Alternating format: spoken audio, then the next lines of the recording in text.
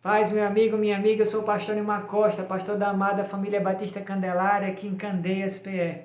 Bem-vindo, bem-vinda a mais um episódio do E aí, pastor, o que é que a Bíblia diz? O episódio de hoje, ou melhor dizendo, a pergunta de hoje foi resultado de uma enquete entre alguns jovens da nossa igreja. E é uma pergunta bem interessante. A pergunta é a seguinte: qual a diferença entre respeitar e concordar? Ou se você preferir, qual a diferença entre aceitação e aprovação? Para amar incondicionalmente é preciso entender a diferença entre aceitação e aprovação. O cristão é convidado a amar não importa a quem, sem aprovar o estilo de vida pecaminoso dessa pessoa, é claro. Nesse sentido, não existe um melhor modelo a quem a gente pode imitar do que Jesus, o nosso maior modelo. Jesus traça a clara linha divisória entre aceitação e aprovação, quando, por exemplo, ele mostra a aceitação a uma mulher flagrada em adultério, no capítulo 8 de João. Mas isso sem aprovar o modo de vida imoral e libidinoso dela e também sem minimizar o pecado dessa mulher. Parece que uma das palavras que a gente tem escutado tão recorrentemente quanto a palavra pandemia nestes dias é a palavra intolerância, inclusive entre cristãos. Intolerância religiosa, intolerância política, intolerância de gênero, enfim, muitos tipos de intolerância. Francamente, eu acredito que um dos principais problemas para a intolerância é a ignorância conceitual sobre o que significa ser tolerante. Tim Keller, um dos filósofos mais exponenciais do nosso tempo, diz que a tolerância não é sobre não ter convicções. Tolerância é sobre como suas convicções levam você a tratar as pessoas que discordam de você.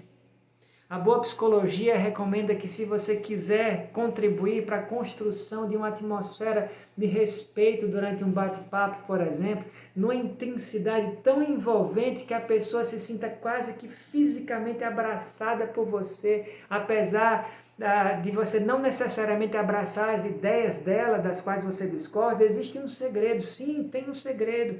Primeiro, ouça mais a pessoa do que fale. Um bom ouvinte começou a ficar raro desde o dia em que as pessoas tiveram que começar a pagar para serem ouvidas. Pior ainda, até entre os psicólogos existem alguns que não aguentam mais ouvir os seus clientes. Já pensou? Certa vez, uma ex-colega minha de trabalho me confessou frustrada que entrou no consultório do psicanalista dela, deitou-se no divã de costas para ele e começou a colocar para fora as angústias dela. Daí, depois de alguns minutos, ela começa a escutar um ronco na sala. O psicólogo dormiu, gente, pegou no sono enquanto ela falava. Já pensou? Essa mulher que precisou pagar para ser ouvida acabou não sendo ouvida por ninguém. Isso porque um bom ouvinte é coisa rara, e quanto mais raro, mais precioso. Deus está à procura de um bom ouvinte para aqueles que, na verdade, não estão em busca de alguém que acolha as ideias deles, mas sim que os acolha como pessoas. Você pode ser este ouvido, meu amigo, minha amiga. Agora aqui vai o segundo segredo para a cooperação da construção de uma atmosfera de respeito. Faça mais perguntas e menos afirmações. Jesus é o mestre das perguntas. Ele usava um recurso que Sócrates batizou de maiêutica, ou seja, transmitir conhecimento através de perguntas.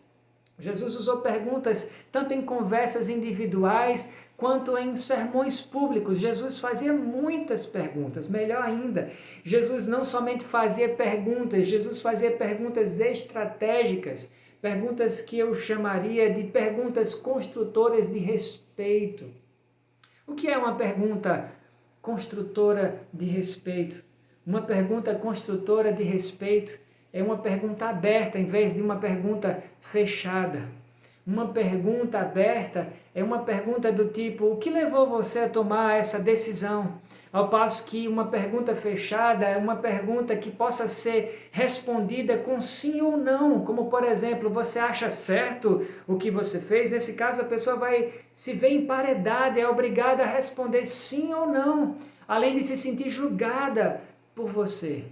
Ao conversar com a mulher adúltera, Jesus fez uma pergunta aberta a ela. Ele pergunta: onde estão os seus acusadores? E logo em seguida ele diz para ela: eu não julgo você, pode ir. E aí? Você quer mesmo evitar confrontos desnecessários e exercitar a tolerância do jeito de Jesus? Então lembre-se, ouça mais e fale menos. Faça perguntas construtoras de respeito. Pergunte mais e afirme menos.